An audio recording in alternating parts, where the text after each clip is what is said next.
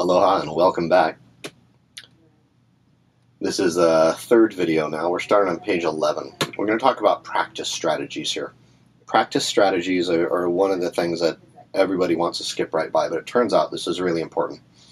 Because if you practice well, you'll probably play well. There's a great saying by John Wooden that says, practice doesn't make perfect. Perfect practice makes perfect. If you imagine practicing free throws, for example, and you're just missing and missing and missing, you're almost practicing missing free throws. Does that make sense? You don't want to try to do things faster than you need to. Focus on accuracy.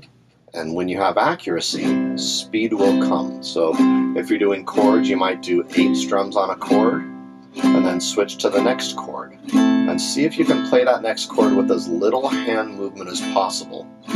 So if I'm going to go to an F now, for example, C, A minor, F, this is where we are now, F.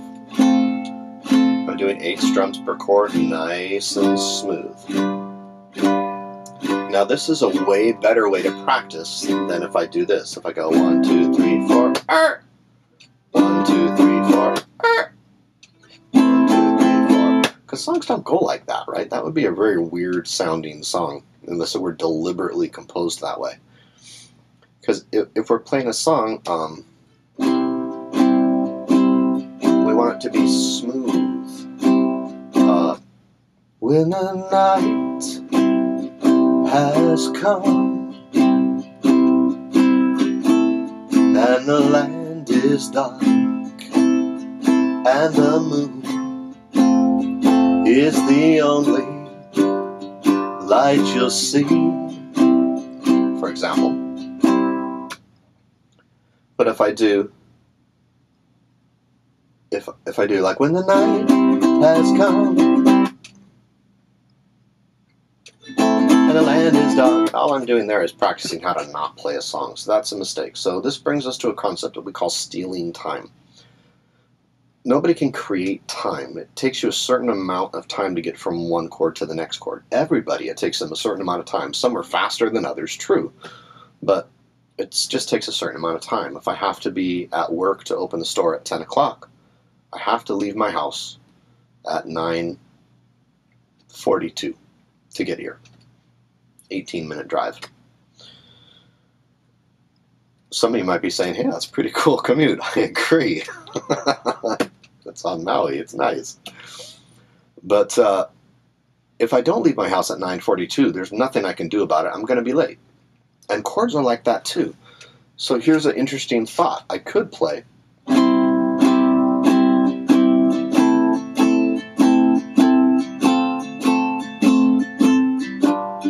You might not have noticed what I did there, but what I did was I skipped the last strum on every chord. I went 1, 2, 3, moving, 1, 2, 3, moving, 1, 2, 3, moving, 1, 2, 3, moving, 1. But my hand kept strumming. I'm not going to let my right hand stop being smooth, even if my left hand's not ready. So in order to accommodate the chord and the timing of the chord, I've got to get my left hand to move faster, and sometimes that means get my left hand to leave the previous chord sooner. That's way, way more important than than anything for this concept. I mean, you've got to get to the next chord on time, and since you can't go pa-boom, I mean, well, actually you can. With some practice, you'll be faster, faster, faster, faster, faster. But in the beginning, just accept that nobody can teleport from one chord to another. You need a certain amount of time to transition. So the smoothness of the song is more important than getting the last strum in perfectly. If you get the first strum of a chord in perfectly, that's what everybody will notice. Nobody notices the last strum. So if you need to sacrifice it, then sacrifice it and get the first strum in on time. That's how to sound good on a ukulele. Now most people don't even think about this, because when we're playing in groups, normally when we teach ukulele out here, it's we're playing together in groups. It's not like you get, I mean, I am a music teacher, you can come to me and take lessons. I would love to help you. And there's lots of people I teach like that, but really as much as we can, we want to get those people, even in individual lessons, to getting accustomed to the jam really quickly. So we'll have somebody else from the store come in and play together with us while we're teaching a lesson, so that you get this feel that the song must continue its flow. It's like a wave. If you're surfing, if you fall off, even if you don't surf, you can see the analogy. If you fall off the surfboard, the wave does not stop for you and give you a chance to get back on. That's just not how waves work. That's not how music works either. Music's going to continue going on, and we need to work with that. So a lot of people learn that just in the case of learning how to play music. That's just, they learn that that's how music works, so they don't even think about it anymore. But I found that a lot of people that don't get to learn in that environment don't learn music that way.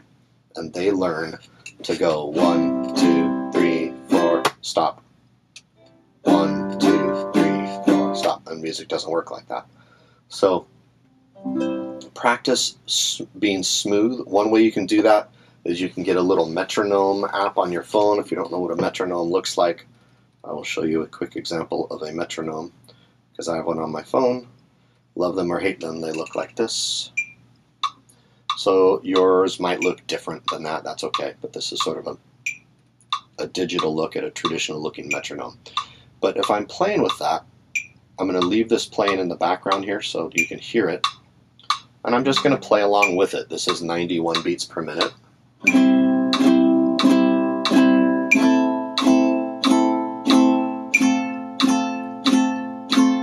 Notice how I'm staying right with the metronome. I'm letting the metronome be like my conductor if we were in an orchestra.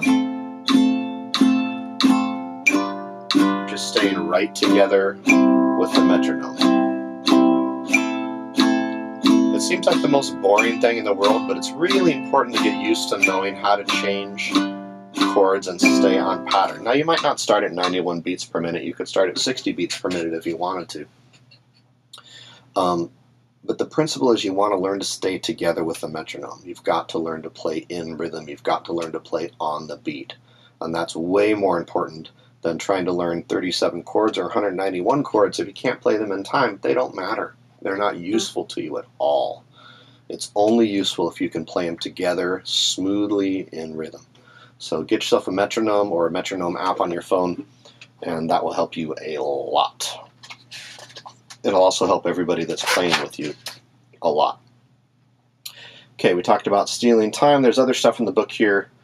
I recommend you pick up the book, Jason's Ukulele book. I should show you Jason's Ukulele book. I forgot to do that, I think. It looks like this. So there it is. You can pick it up from our website if you like. It's got a bunch more information. And finding a teacher can be a tricky thing. And finding a teacher that teaches exactly like some other teacher is also a tricky thing, because I don't know any two teachers that teach exactly alike. And most of the teachers that you might find, they each might say, well, I have 5 or 6 or 7 or more different teachers. It's very rare you find somebody who only has one teacher. So everything that I'm teaching is a blend of stuff I've learned from my teachers. My teachers are listed in the book if you like. You can find out who I was influenced by and how I learned. And you can take my teaching and blend them together with somebody else's. You always want to look at what works, though. Think of what's advantageous and what's disadvantageous. And if you want, we can do Skype lessons too. You can fly out to Maui and take a lesson in person with me. I'd love to help you. You can get the music book and learn along this way, along with the videos. However we can help you out. We really want to help spread the joy of ukulele as far as we can, because I think we can make the planet a better place that way. And finding a teacher, if you can't find one in your area, sometimes you'll check with a music store and you find out it's really more of a guitar teacher than a ukulele teacher. Check YouTube. There's a lot of stuff out there, but also be aware that some people on YouTube it seems to me at least, they're more interested in showing off than in actually teaching you.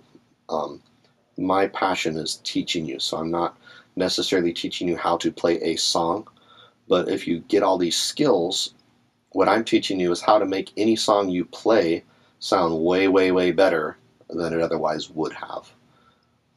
So that wraps up level 1 of the uke book. The next one will be starting level 2, where we get all those basics out of the way, and then we're starting moving forward on some more interesting stuff. starting on page 15 on the next one. Aloha.